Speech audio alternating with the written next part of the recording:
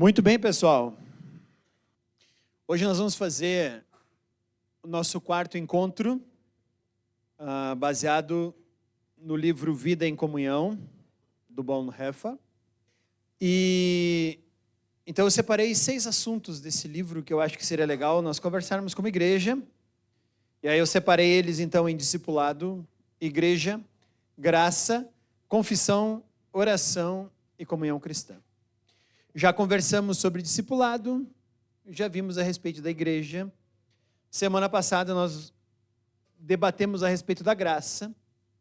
E essa semana, então, eu vou falar de um assunto que dificilmente ele é incentivado e falado. E dificilmente a gente faz ele de uma forma correta, né?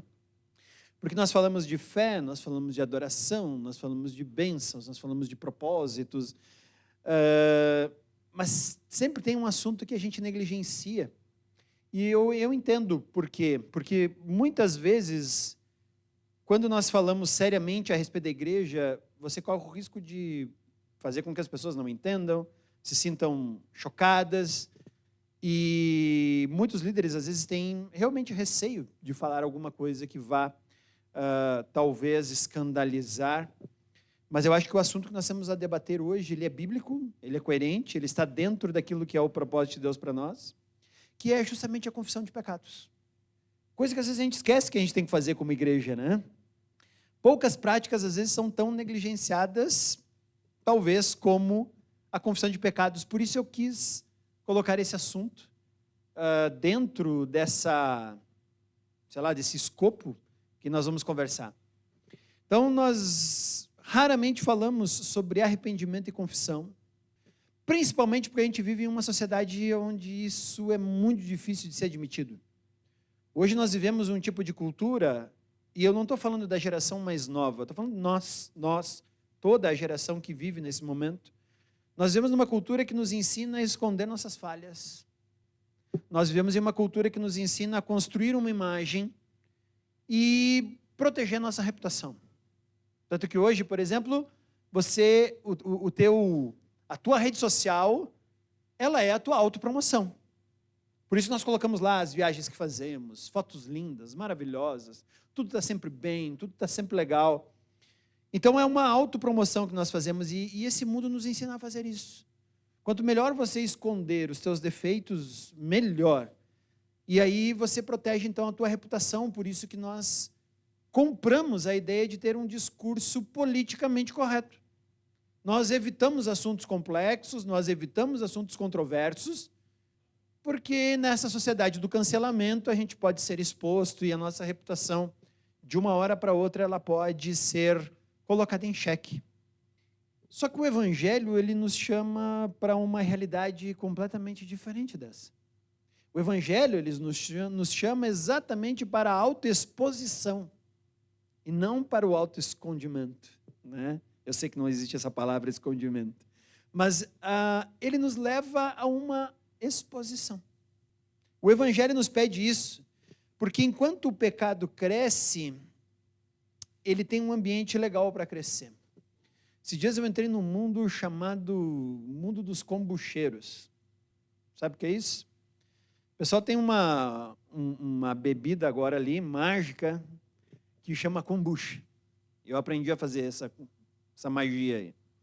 Mas, na verdade, o que é? Você vai pegar uma colônia de bactérias, você vai colocar ela em um ambiente cheio de açúcar para fermentar. Depois você tira e bota a fermentar mais um pouco. E aí depois ela fica pronta. E dizem que aquilo faz muito bem, e eu não duvido, não estou aqui questionando, tá? Dizem que aquilo faz muito bem para a flora intestinal, para quem tem o intestino preso e tudo mais.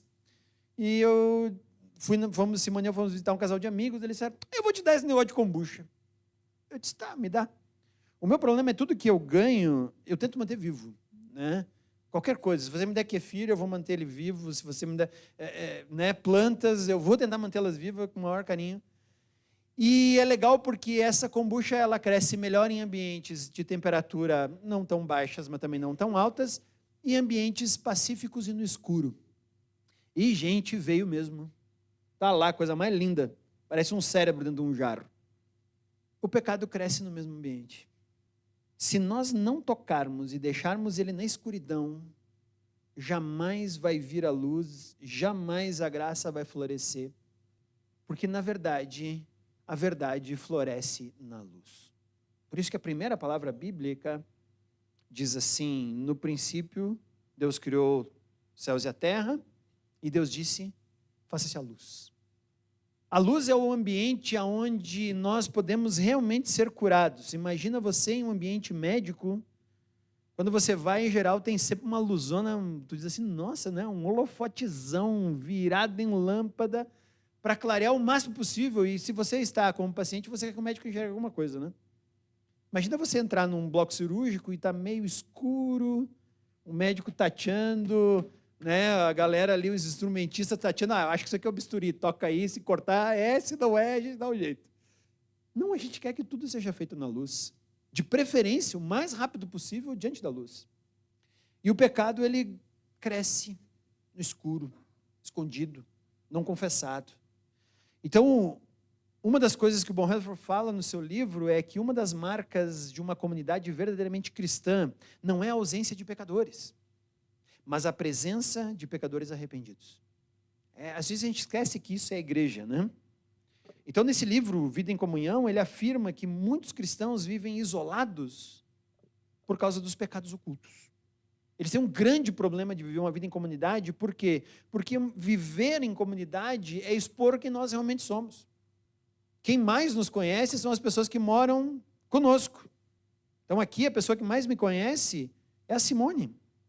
Ela vai dormir na maior parte dos dias comigo, ela vai acordar na maior parte dos dias comigo, ela vai almoçar na maior parte dos dias comigo, ela vai fazer uns passeios comigo. Não tem como eu esconder dela quem eu realmente sou.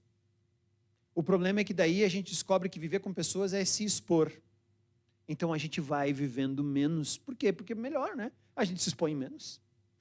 Então eles dizem que, ele fala que os cristãos vivem isolados por causa de pecados ocultos e participam de comunidades externamente, mas permanecem sozinhos internamente. Esse é o ponto básico do qual ele parte para falar desse assunto.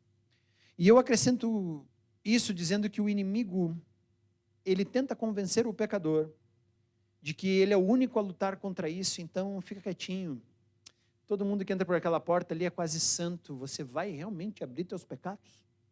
E esse é um dos maiores problemas que nós temos em nossa comunidade cristã. Não estou falando de comunidade de Aliança Pio X nesse momento. Porque quando nós confessamos, a gente corre o risco de ser julgado, então eu escondo. Mas se nós realmente entendermos o Evangelho, quando nós confessamos, é aí que essa mentira vai ser destruída. E nós vamos descobrir que, na verdade, muita gente luta com muita coisa. E nós, às vezes, achamos que estamos lutando sozinhos. Então, eu quero te convidar a abrir na primeira epístola de João, que é o texto que nós vamos usar nessa noite. E enquanto você abre lá em 1 João, nós vamos ler logo o capítulo 1, então abre ali na primeira página mesmo, tá tranquilo. Eu quero só dar uma introdução a respeito de como é que foi escrita essa carta aqui. 1 João, ela foi escrita pelo apóstolo João para fortalecer a fé dos cristãos. Essa carta objetiva fazer cristãos fortes na fé. Qual que era o grande problema da comunidade cristã na época de João? É que tinha falsos mestres que estavam se filtrando dentro do cristianismo, que estavam afirmando ter comunhão com Deus, enquanto, na verdade, eles negavam a realidade do pecado, eles negavam que viviam, que tinha que haver santidade. Então, eles viviam de uma maneira completamente contrária ao Evangelho. Então, João, ele vai escrever essa carta justamente para corrigir esse erro, dizendo, não, gente, o Evangelho verdadeiro tem que ser vivido de forma correta. E quando ele é vivido de forma correta, então você pode olhar para a vida de uma pessoa e dizer, ok, essa pessoa eu posso seguir. Por isso que nós, em geral, aqui na Aliança Pio X, nós gostamos de promover a vida de pessoas que estão andando com Jesus. Não necessariamente de pessoas que estão cognitivamente mais elevadas do que nós. Então não é que eu estou aqui, por exemplo, por ser mais inteligente de todos. Longe disso. Provavelmente a minha inteligência está da média para baixo e há pessoas muito mais inteligentes do que eu. A grande questão é que se você está aqui na frente, nós estamos dizendo que o teu estilo de vida está adequado e você pode ser um exemplo. Então, como líder, eu preciso levar isso com todo temor e tremor, e todo cristão deve levar isso. Porque quando nós estamos aqui na frente, nós estamos em uma espécie de vitrine. Já viu loja de venda de roupa? Na vitrine você expõe aquilo que você tem quase de melhor para dizer, ó, isso aqui nós temos, quer entrar para comprar, vem. Por isso que todo líder cristão, ele precisa ser um modelo exemplar de tudo que acontece. Ele tem que ser um exemplo de vida, ele tem que viver o cristianismo de forma correta. Não basta ele ser inteligente e dizer, já li toda a Bíblia, agora eu posso ir. Não dá. Não dá, porque antes a gente precisa conhecer a vida. Então essa é a ideia. Por isso que algumas pessoas, quando elas vêm na nossa comunidade, a gente sempre diz, espera um pouquinho, senta, vamos esperar algumas coisas. Não é, então tá, o que eu vou ter que fazer? Não, você não vai fazer nada, nós vamos só observar você. Nós precisamos observar a tua vida cristã. Nós precisamos saber como é que você lida com isso. Porque senão, nós vamos estar promovendo um falso estilo de cristianismo ali. É isso que João está mandando o pessoal olhar. Pedro também vai falar isso quando diz que é para olharem os presbíteros que vivem no meio de vocês, imitem sua vida. Então o cristianismo tem a ver com pessoas aplicando o evangelho em sua vida, de tal forma que se tornam exemplos disso. É isso que João está alertando aos seus, às pessoas que são os receptores dessa carta. E quando chega no capítulo 1, do versículo 5 até o 10, eu vou separar essa parte aqui dessa carta para nós conversarmos a respeito disso hoje. Então, no versículo 5, ele diz assim, esta é a mensagem que dele ouvimos e transmitimos a vocês. Deus é luz. Nele não há treva alguma. Se afirmarmos que temos comunhão com ele, mas andamos nas trevas, mentimos e não praticamos a verdade. Se, porém, andarmos na luz, como ele está na luz, temos comunhão uns com os outros, e o sangue de Jesus, seu Filho, nos purifica de todo pecado. Se afirmarmos que estamos sem pecado, enganamos a nós mesmos e a verdade não está em nós. Se confessarmos os nossos pecados, ele é fiel e justo para perdoar os nossos pecados e nos purificar de toda injustiça. Se afirmarmos que não temos cometido pecado, fazemos de Deus um mentiroso, sua palavra não está em nós. Aqui está um dos motivos pelos quais, quando eu vou em alguma outra comunidade falar alguma coisa assim, eu sempre me apresento como, eu sou Edgar, um pecador, salvo pela graça. Porque se nós não falarmos isso, nós temos um problema. Tem um outro livro, discipulado na igreja local, acho que é Randy Pope, eu acho que esse é o nome do autor, e ele diz assim, nós devemos nos apresentar assim, sabe por quê? Porque é interessante, quando você vai nos Alcoólicos Anônimos, a pessoa que vai lá na frente, ela sempre fala assim, oi, meu nome é fulano de tal, eu sou um alcoólatra. Às vezes nós cristãos esquecemos que nós somos pecadores. Existe até um veio por aí cristão que diz que a gente não pode mais chamar de pecador, nós temos que dizer que nós não somos pecadores, e eu conversei com algumas pessoas a respeito disso, eu disse, cara, eu não consigo entender isso, porque o próprio apóstolo João, ele fala, se afirmarmos que não temos cometido pecado, então Deus é mentiroso.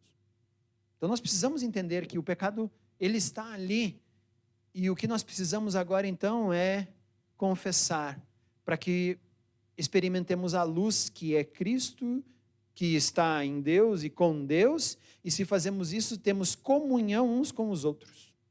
Essa é a parte da confissão. Então eu separei aqui alguns pontos para nós conversarmos, e o primeiro deles tem a ver com o pecado tem uma tendência natural de se esconder. Então essa é a primeira parte. Gênesis capítulo 3, versículos 8 a 10, você não precisa abrir, mas fala que quando o homem pecou, Deus apareceu no jardim e o homem fez o quê? Se escondeu. É natural, é o primeiro ponto do pecado, porque ele expõe, ele nos fere em nossa identidade, então nós nos escondemos porque temos medo de sermos julgados por isso. Por isso que Deus chama, Adão, onde é que está? Estou escondido, porque estava nu. É assim que nos sentimos com o pecado. O casal no Éden se escondeu, nós também. Porque essa continua sendo a reação natural do nosso coração. O pecado, ele produz vergonha, medo, isolamento e ocultação. Desde o Éden, o homem se esconde ao invés de tratar aquilo que Deus quer curar. Esse é o nosso problema. Então, o pecado oculto, ele cria uma falsa aparência de espiritualidade. Eu escondo quem eu sou, passo por aquela porta ali e sou quase santo, santificado. Por fora, tudo parece bem. Por dentro, a alma está doente. Mas como a gente aprende a ser cínico, hipócrita, a gente deixa a coisa acontecer. A gente faz de conta que não é com a gente. E às vezes é legal porque nós estamos tão cegos a respeito do nosso pecado que nós só vemos o pecado do outro. E aí está o porquê Jesus disse, primeiro tira a trave do teu olho, para depois tratar o cisco no olho do teu irmão. Então nós somos peritos em encontrar o pecado do outro, mas a gente é extremamente inabilitado a olhar para o nosso próprio pecado. Salmo 32, versículos 3 e 4, Davi fala algo profundo. Ele diz assim, enquanto calei meus pecados, envelheceram os meus ossos pelos meus constantes gemidos. Davi está dizendo que enquanto o pecado dele foi escondido, ele até continuava sendo o rei de Israel, o grande cara, mas por dentro ele estava apodrecendo.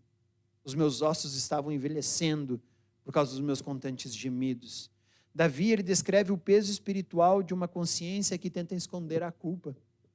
E é por isso que eu vejo muitas pessoas hoje não conseguindo lidar ou trabalhar em uma igreja ou comunidade, porque está calando o seu próprio pecado. Muitas pessoas sofrem, não porque Deus se recusou a perdoar, mas porque insistem em esconder aquilo que Deus deseja restaurar.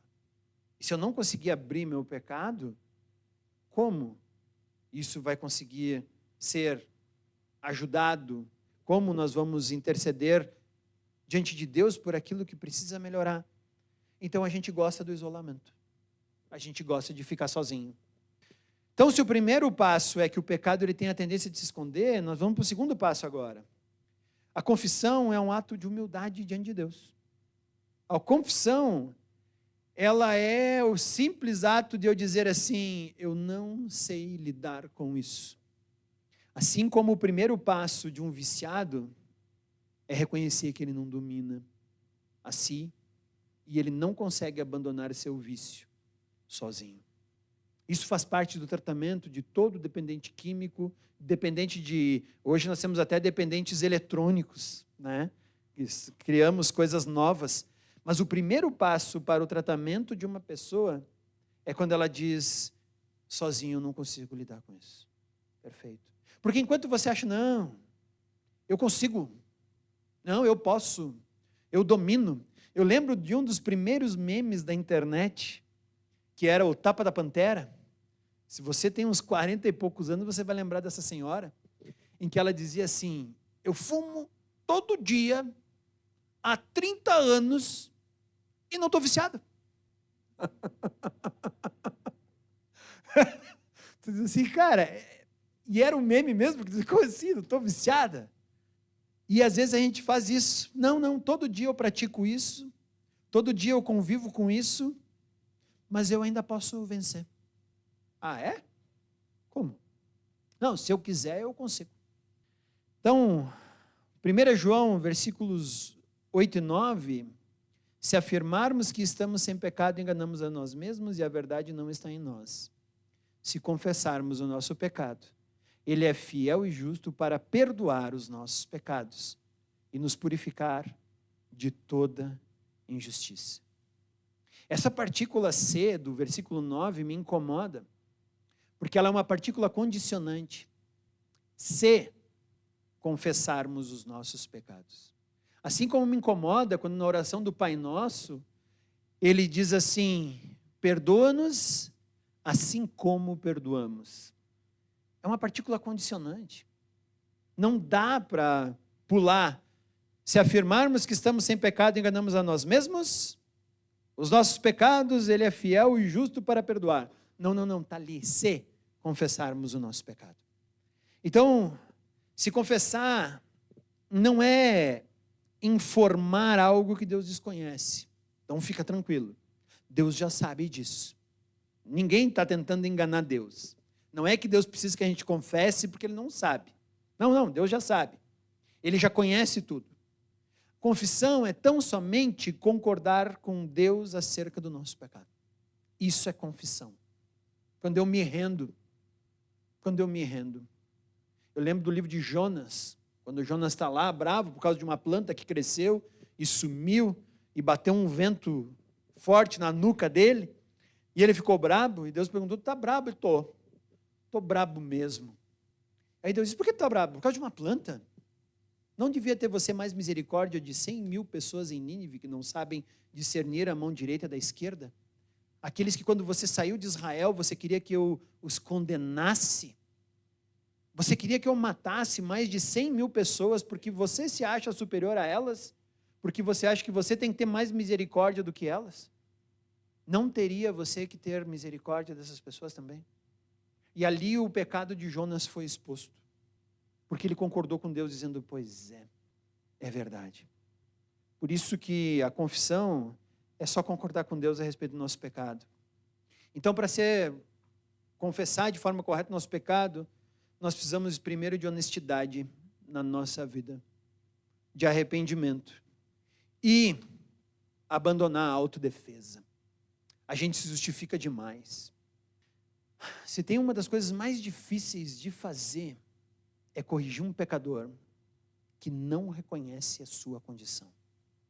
Se tem uma das coisas mais complexas de fazer quando você é líder de alguém, é dizer para ela que ela precisa mudar uma dinâmica da vida dela, mas ela acha que aquilo não precisa acontecer. E é engraçado, porque aquela pessoa, o pecado dela gerou assim, um tsunami de devastação na sua família, no seu ministério, nas pessoas que ela mais ama, porque o pecado ele vai sempre começando pelas pessoas de perto, né? Ele vai sempre machucando primeiro a nossa família. Depois, se você tem algum tipo de liderança, ele vai afetar os teus liderados. Depois ele vai se espalhando para as pessoas que te amam e tentam te corrigir. É assim algo devastador. Simone sabe, nós já tivemos que fazer isso muitas vezes. E é engraçado porque, primeiro, a pessoa ela sempre tenta se justificar. Não, é que não foi bem assim. É que eu não queria que acontecesse isso. Claro que não. Depois, ela começa a jogar a culpa nos outros.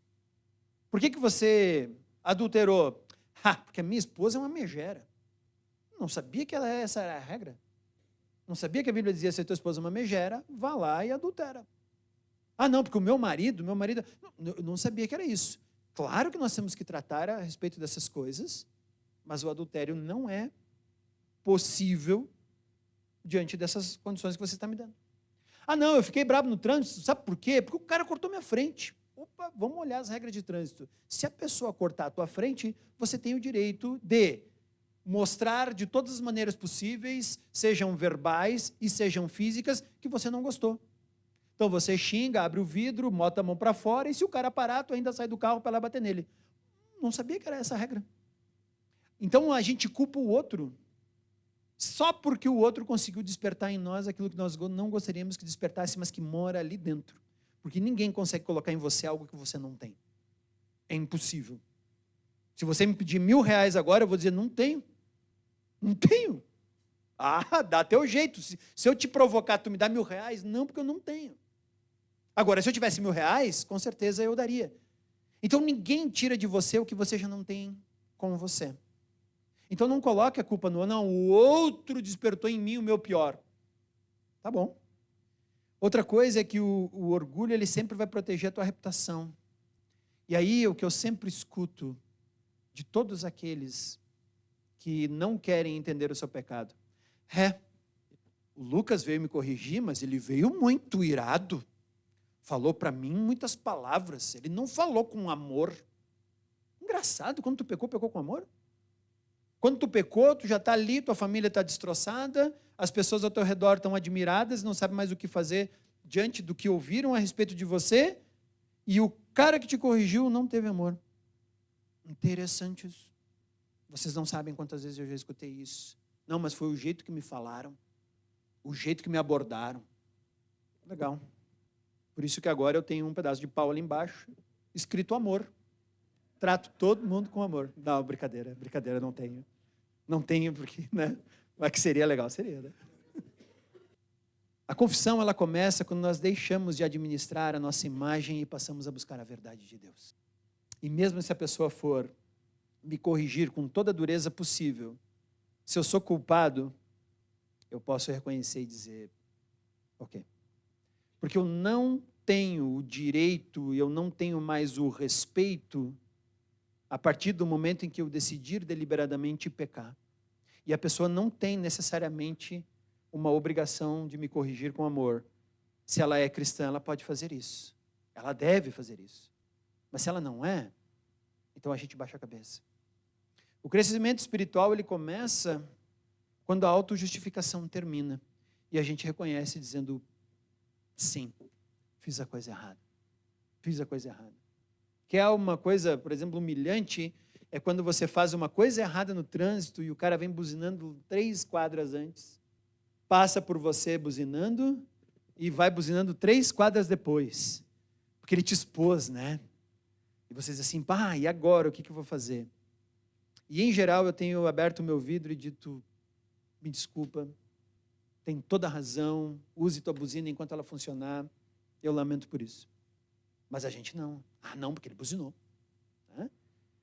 Quando nós paramos de auto-justificar, a cura começa a ser possível.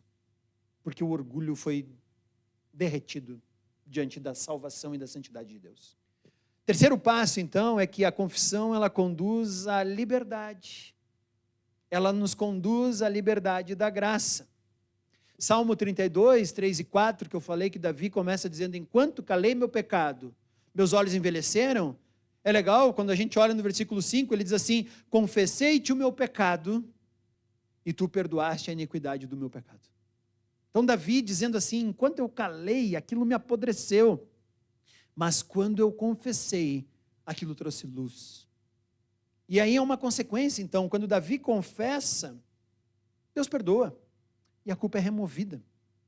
Então o evangelho, ele não oferece condenação para o arrependido, ele oferece o perdão. Por isso que não é inteligente nós andarmos em uma igreja onde a gente não confessa pecado. Por quê? Porque quando o pecado é confessado, o perdão é oferecido. Então Satanás, ele nos diz assim, não, esconde para que você não seja rejeitado. E aí a gente esconde para não ser rejeitado. Mas o evangelho diz, traz para a luz para ser restaurado. Confessa. A cruz, ela nos permite confessar sem desespero. Por quê? Porque sabemos que Cristo carregou a culpa. E ela foi embora nessa cruz. Romanos 8, 1, depois daquela difícil parte de Romanos 7, 14, né? O bem que eu quero fazer eu não faço, o bem que eu quero fazer eu não faço, e o mal que eu não quero fazer é esse que eu faço. Miserável homem que sou, quem me livrará? A parte do capítulo 8, que vem depois dessa, diz assim, agora, pois, já não tem mais condenação para os que estão em Cristo Jesus. Paulo acabou de se confessar ali, dizendo assim, Deus, eu queria fazer a coisa certa. Não é essa que eu faço, mas graças a Deus por Cristo Jesus. Por quê? Porque quando eu estou em Cristo não tem mais nenhuma condenação. Então a confissão, ela não nos afasta da graça, ela nos conduz na graça. Quem compreende o evangelho não teme a confissão de pecados, teme permanecer endurecido e escondido. Isso sim. O nosso medo deveria ser de esconder o pecado e não de confessá-lo. Quarto ponto é que a confissão, então, ela tem uma dimensão de comunidade. E é por isso que a igreja é importante. Eu sempre digo aqui, a igreja é importante porque a igreja tem dons que você não tem. Quando você não está na igreja, você se acha o super cristão, porque na verdade você não olha quantos dons te faltam. Ao mesmo tempo, a igreja, ela precisa de quem esteja lá para que o dom que você tem seja exercido no meio dela. Mas é interessante que João aqui fala que a confissão de pecado, ela tem esse ambiente comunitário, se confessarmos os nossos pecados. No versículo 7, ele fala assim, temos comunhão uns com os outros. Então, a confissão de pecado não é para ser feito diante de um único sacerdote escolhido. A confissão de pecado é para fazer uns com os outros, todos para com todos. João não está escrevendo essa carta para sacerdotes. João está escrevendo essa carta para cristão comum. Então, o pecado, ele precisa ser confessado a todos. Tiago também vai falar em sua carta, no capítulo 5, versículo 16, confessem os vossos pecados uns aos outros. Não só àqueles que têm o sacramento divino da possibilidade de ouvir o teu pecado, mas é uns aos outros. Esse texto agora, então, ele aplica essa verdade da confissão no ambiente de comunidade. Por isso, o cristão fora da igreja é incompleto. Assim como a igreja, sem o cristão, é incompleta. Por isso que não faz sentido eu tentar ser um bom cristão sem participar de uma comunidade. É uma mentira satânica, que não faz sentido. Então, o cristão que tenta viver um bom cristianismo e se acha bom sem estar em uma congregação, é porque ele não está lendo o evangelho direito. É porque ele não está entendendo o que Cristo falou. Esse texto se aplica a nós, por quê? Porque o pecado frequentemente rompe relacionamentos. Por isso, nós precisamos confessar e gerar perdão.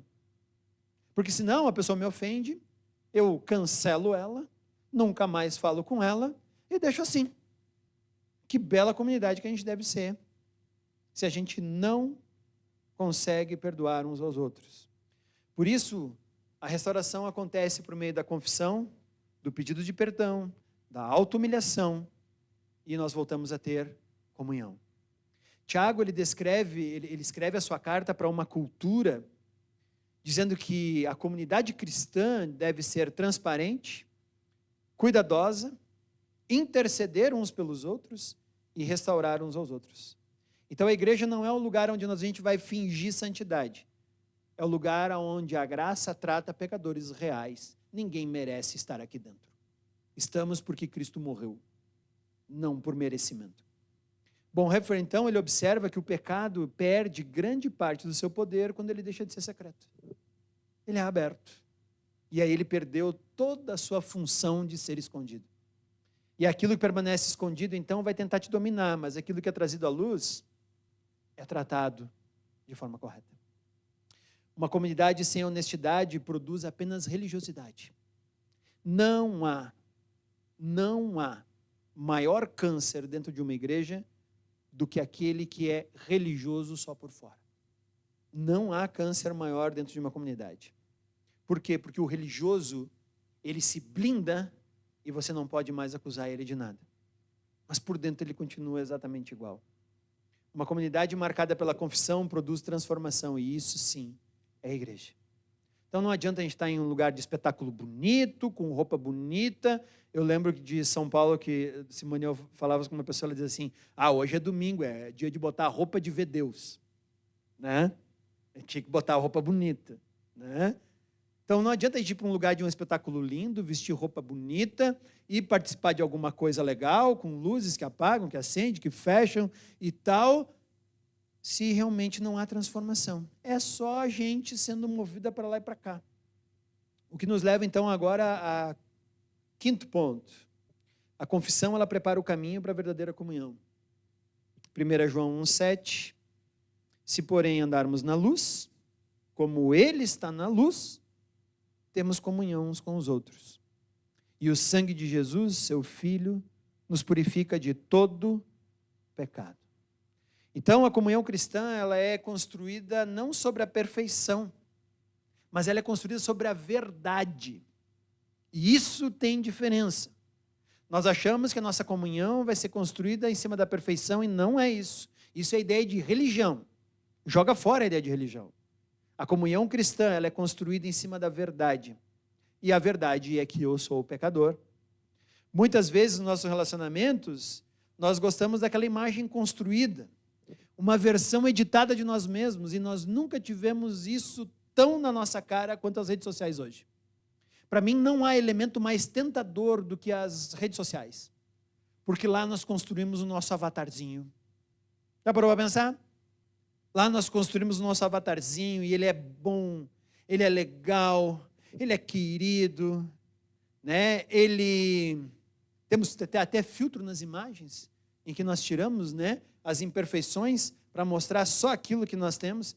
Tanto que o pessoal tem que botar, às vezes, foto e botar lá, sem maquiagem, sem filtro. Porque a nossa maior tentação é colocar na rede social aquele nosso eu perfeito. Seja em imagem, seja em tudo que for. Ele está sempre em paz, ele está sempre legal, ele está sempre visitando lugares bonitos, ele está sempre vendo a beleza em todas as coisas. Ele está tirando foto da geada e está dizendo assim, nossa, que frio gostoso, né? A gente cria essa imagem. Mas a verdadeira comunhão surge quando as pessoas imperfeitas se encontram aos pés da mesma cruz. Aí sim a comunhão começa a funcionar. Porque a gente olha e diz assim, você também? Você também? E nós vamos dizendo sim, nós também. Nós precisamos de Cristo. Como se nós, porventura, viéssemos diante da cruz, sem achar que, não, estou aqui porque estou aqui por acaso, nem pecado eu tenho. Ah, então tá bom.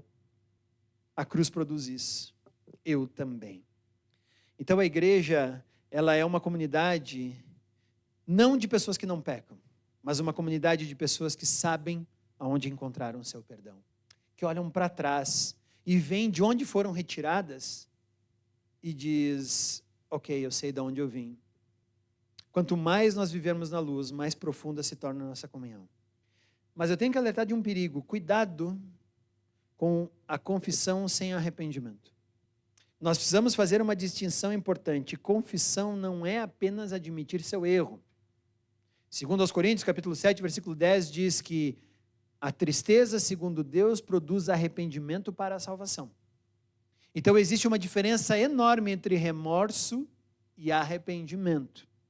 Remorso é quando eu fico constrangido pelas consequências do que o meu pecado causou. Arrependimento é quando eu me arrependo de ter feito o que eu fiz. E isso é diferente. É quando a gente tem aqueles dois termos no português. Nós temos o desculpa e o me perdoa. Desculpa você perde quando as consequências do que você fez causaram no outro alguma coisa que você não gostaria. Foi um momento de estabalhamento. Você virou a água na pessoa do lado e aí você pede desculpa. Mas quando você pecou, você pede perdão. Por quê? Porque perdão envolve arrependimento genuíno. Não só dizendo assim, puxa, tu vê, o cara me empurrou e eu vim aqui e te derrubei a água. É diferente. Então, cuidado quando às vezes o pecado não produziu arrependimento genuíno. Às vezes é só remorso. O remorso, então, é aquilo que lamenta as consequências. O arrependimento lamenta a ofensa diante de Deus. Então, todo arrependimento genuíno começa dizendo assim, eu me arrependo diante de Deus, porque Ele diz que eu deveria ter te tratado com integridade, amor, carinho, respeito, cuidado, e não foi isso que eu fiz. Também me arrependo porque diante de Deus eu deveria levar a minha santidade em alta consideração, mas o pecado me faz cair nessa área, e por isso, em primeiro lugar, o mais ofendido diante daquilo que eu faço é o próprio Deus. E depois nós vamos pedindo perdão por aqueles que foram afetados diretamente por isso. Então, a verdadeira confissão, ela sempre aponta uma mudança de direção. Uma mudança de direção. Algumas aplicações a respeito do que nós podemos fazer como igreja, então. Primeiro, desenvolver uma vida regular de confissão diante de Deus. Quando foi a última vez que você confessou um pecado a alguém? Se você não se lembra, gostaria de incentivá-lo a fazer diferente. Não permita que o pecado endureça a tua consciência. Confesse. 2, abandone a cultura da aparência, principalmente a aparência espiritual. Se nós estamos aqui dentro, nós não somos muito flor que se cheire. Por quê? Porque precisamos da cruz, da graça e da misericórdia de Deus. Então, Deus trabalha com a verdade, não com personagens religiosos. Não basta eu botar uma cruz aqui na frente e achar que é assim, está tudo certo. Não é assim. 3, procure irmãos maduros para caminhar em prestação de contas. Chama alguém e diz assim, pode caminhar comigo? Eu preciso de alguém que dê uma observada na minha vida, porque eu acho que tem algumas coisas aqui que deveriam mudar e eu não tenho conseguido. Você me ajuda? Porque a vida cristã ela foi planejada por Deus para ser compartilhada. Então não tenha medo disso. 4, faça da igreja um ambiente seguro para a restauração. Por que eu digo isso? Porque às vezes nós somos os primeiros a julgar quem tem algum pecado, quem comete alguma coisa. Já te contaram que o fulano fez? Não me conta. Não acredito. Quando ele entrar lá, eu nem vou olhar para a cara dele por causa daquilo que ele fez. E nós nos tornamos elementos de maldição para as pessoas ao nosso redor. Então, faça da igreja um ambiente seguro para a restauração. Acolha o pecador, acolha a confissão e ajude-o a entender a sua condição, sem espalhar, sem fofocar e sem julgar. Faça da igreja um lugar onde o pecado ele é confrontado, mas onde a graça também é abundante. E que as pessoas não precisam ter vergonha de vir confessar para nós os seus pecados. 5, lembre-se diariamente do Evangelho. A cruz nos dá coragem para sermos honestos. Nós não precisamos esconder aquilo que Cristo já nos redimiu. Já nos redimiu. O pecado nos empurra para o esconderijo. A graça nos chama para a luz. Desde o Éden, o homem tenta se esconder de Deus. Mas em Cristo, Deus veio ao encontro do pecador. Confissão não é um exercício de humilhação vazia. É um caminho para a nossa libertação. Quando nós confessamos, nós abandonamos as máscaras, nós quebramos o isolamento, nós recebemos o perdão, nós experimentamos cura e nós fortalecemos a comunhão. Como disse Bonhoeffer, a igreja mais saudável não é aquela que possui menos pecadores. É aquela onde os pecadores sabem correr para a graça. Desafio para nós hoje é pensar, existe alguma área da nossa vida que permanece escondida? Existe alguma área da nossa vida em que nós não deixamos Cristo iluminar completamente? Há algum pecado não confessado? Há alguma máscara que eu continuo sustentando diante das pessoas? Não permita que isso aconteça. Assim como a minha colônia de bactérias lá, o pecado cresce na escuridão, mas a graça floresce na luz. Cristo continua convidando o seu povo a abandonar o esconderijo e a caminhar em liberdade. Aqueles que foram perdoados pelo sangue de Cristo sabem que foram plenamente perdoados. Vamos baixar nossa cabeça e vamos orar. Senhor Deus, nós agradecemos a Ti porque Tu nos constrange.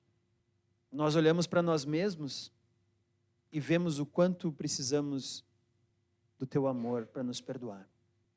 Ao mesmo tempo, Senhor, nós não ficamos na nossa condição de humilhados, porque Tu nos deu o perdão. Tu morreu na cruz. E nos possibilitou agora andarmos juntos, de forma viva, correta, coerente, confessando o pecado uns dos outros. E isso faz parte do Teu processo como comunidade. Como disse Davi no Salmo 139, Senhor, sonda-me e me conhece. Vê se há em mim algo que Te ofende. E à medida que isso acontecer, Pai, nós possamos confessar isso para nos libertarmos. Não para nos mantermos presos e não para achar que a nossa personalidade está ligada a isso. Então livra-nos da fofoca, da mentira, da angústia, da arrogância. Livra-nos de achar que nós somos mais merecedores do céu do que qualquer outra pessoa. Livra-nos, Pai, de pecados ocultos, daquilo que nós queremos esconder e que ninguém pode ver. Traz isso à luz, para que possamos ser iluminados pelo Teu amor, pela Tua graça e pela Tua misericórdia. E ao invés de sermos julgados, possamos ser recebidos no Teu corpo, que é a igreja, com graça e amor. E que a igreja nunca conviva de forma pacífica com o pecado, mas que por meio da graça, o pecador possa se sentir livre para ser restaurado no nosso meio. É isso que colocamos diante de Ti, Senhor. Amém.